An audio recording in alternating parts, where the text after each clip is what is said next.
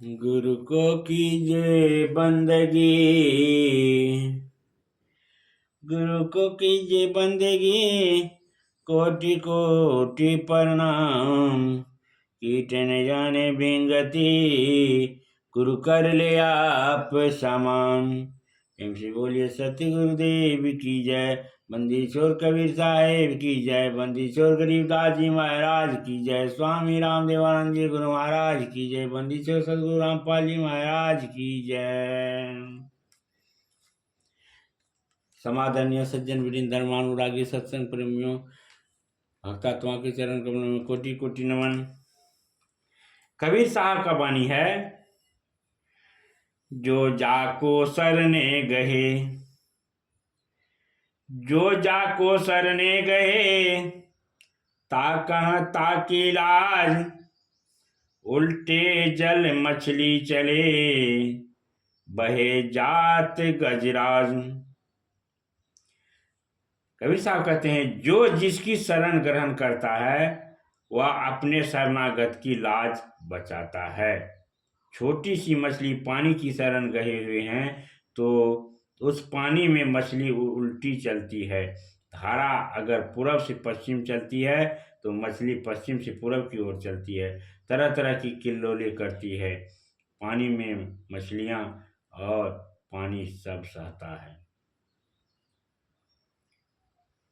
लेकिन हाथी वन का सहारा लिए हुए हैं, वन की शरण में गए हुए हैं, पानी की शरण में नहीं है। इसीलिए जब हाथी पानी में उतरता है तो अगर तूफान बाढ़ आ जाए तो हाथी को पानी बहा देता है और मछली की रक्षा कर लेता है, क्योंकि वह उसकी शरण में है। हम लोग भी जब भगवान की शरण में आते हैं और पूर्णतः समर्पित होते हैं तो भगवान हमारी रक्षा करते हैं। अतः बेकार का तनाव हम लोगों को नहीं लेना है। जैसे देखिए, मीराबाई, मीरा को चरणामृत कहकर जहर का प्याला भेजा गया था। मीरा के पास आया तो जहर का प्याला, लेकिन मीरा प्रभु के विश्वास से भरी हुई थी। मीरा निश्चिंत थी, प्रभु के चरणों में अपने आप को समर्पित कर दी थी।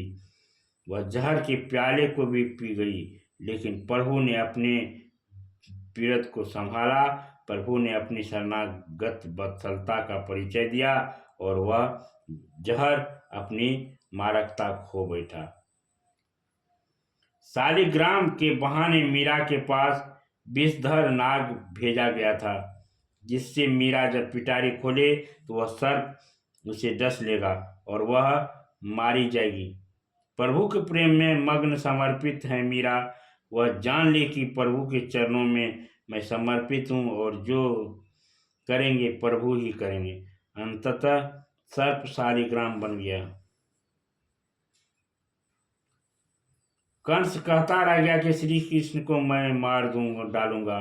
शिशुपाल कृष्ण के प्रति दुश्मनी रखते रह गए। रावण सीता को प्राप्त करने का स्वप्न देखता ही रह गया, लेकिन उन लोगों के लिए कुछ हुआ नहीं।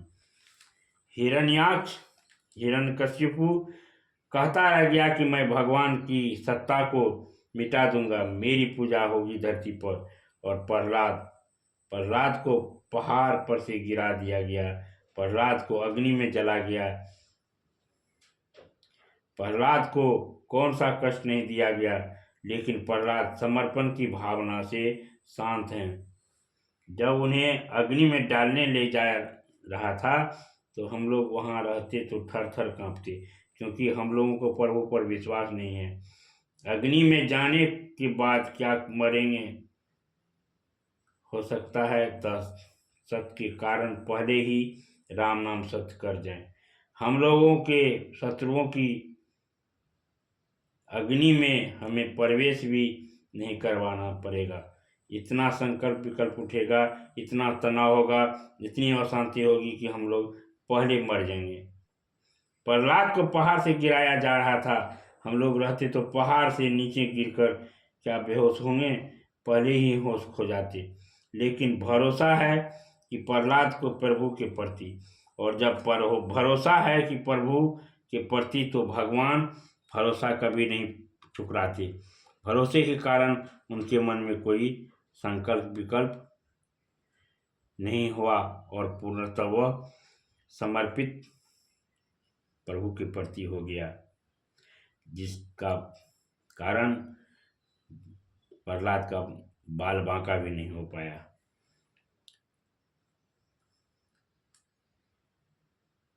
एक कथा है, बैलगाड़ी के नीचे एक कुत्ता महोदय चले जा रहे थे। तो बैलगाड़ी पर ढेर सारा सामान लदा हुआ था और कुत्ता महोदय बैलगाड़ी के नीचे दोनों चक्कों के बीच में चले जा रहे थे। रास्ते में दूसरे कुत्ता ने उससे कहा, यार आज एक मित्र के यहाँ पार्टी है, मैं वहीं जा रहा हूँ, तुम भी मेरे साथ चलो। तो पहले कुत्ता ने कहा, मैंने पीठ पर इतनी भारी बैलगाड़ी को उठा रखा है और बैलगाड़ी पर इतने इतने सामान है, अगर मैं बैलगाड़ी के नीचे से निकल जाऊंगा तो बैलगाड़ी धंस जाएगी, फिर इतने इतने सामान जहाँ पहुँचाना है वह कैसे पहुँचेगा, बड़ी क्षति हो जाएगी, मैं पार्टी वाटी में नहीं जाना चाहता। फिर दूसरा कुत्ता थोड़ा ज्ञानी रहा होगा, वो हंसने लगा। हम लोगों के पर भी ज्ञानी लोग ऐसे ही हंसते हैं। हम लोग भी कहते हैं कि सारा संसार का बोझा हमने उठा रखा है, परिवार को हम चलाते हैं, मेरे बिना परिवार कैसे चलेगा। इसलिए मरणोन्मुख जीव को संबोधित करते हुए सदगुरु कबीर साहब कहते हैं, अब कहाँ चले हूँ अकेले मीता, उठहूँ न करहूँ धरहूँ की चिंता। हे मित्र, तुम मरकर कहाँ चले, उठकर अब घर की चिंता क्यों नहीं करते हो। अगर मरने भी लग जाते हैं तो हम लोगों को चिंता खाई जाती है कि हमारे बाद परिवार का क्या होगा। वैसे ही कुत्ता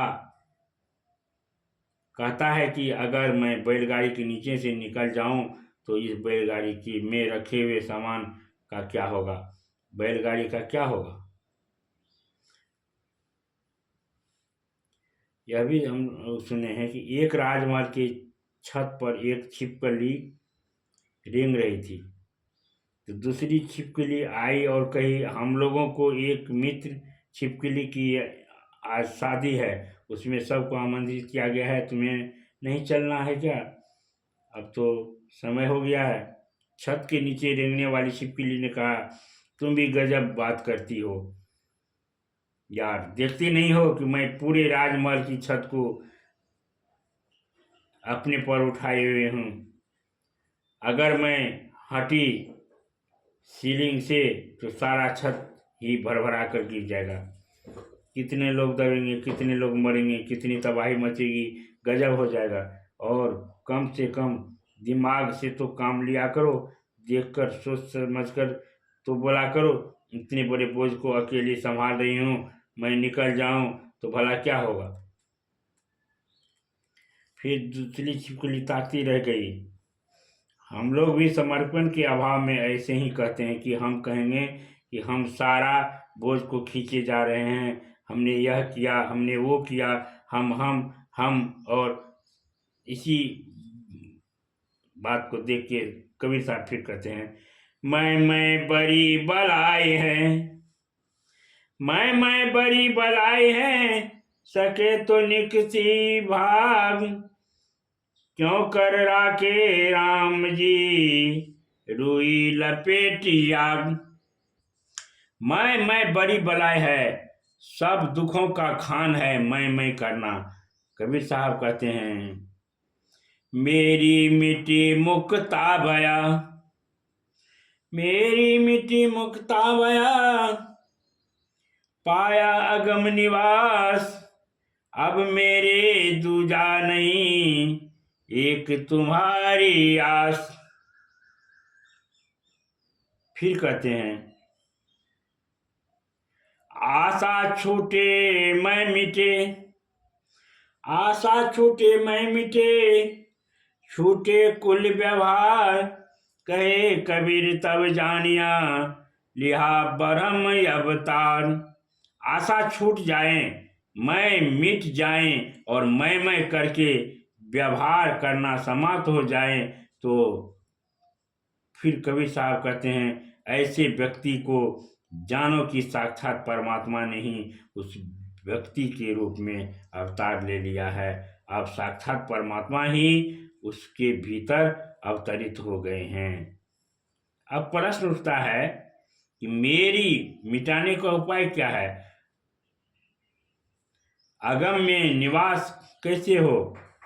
फिर कबीर साहब कहते हैं अब मेरे दूजा नहीं, एक तुम्हारी आस, यानी पूर्ण समर्पण है। हे प्रभु, अब मेरे कोई दूजा नहीं है, मात्र तुम्हारे ही आशा है।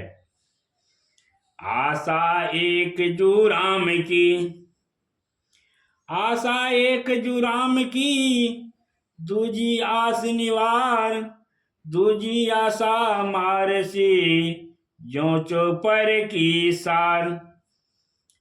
कबीर साहब कहते हैं जैसे चौपर की फांस मारने वाली होती है, वैसे ही राम के अतिरिक्त अन्य किसी की भी आशा मारने वाली होती है। इसलिए कबीर साहब कहते हैं कि मैं को तू छोड़ दें और अपने आप को समर्पित कर दें।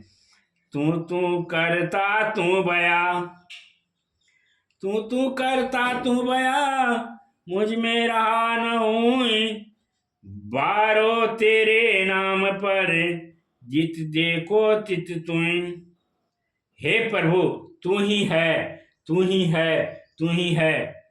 करता करता व्यक्ति तू ही हो जाता है, परमात्मा ही हो जाता है। मैं अपने संपूर्ण जीवन को तुम्हारे पर न्योछावर करने को प्रस्तुत हूँ, क्योंकि मैं जिधर देखता हूँ उधर तू नजर आता है। समर्पण होने पर बड़ी निश्चिंतता आती है। समर्पण होने पर संकल्प विकल्प से मुक्ति मिल जाती है। क्या होगा कल, कोई चिंता नहीं रहता है।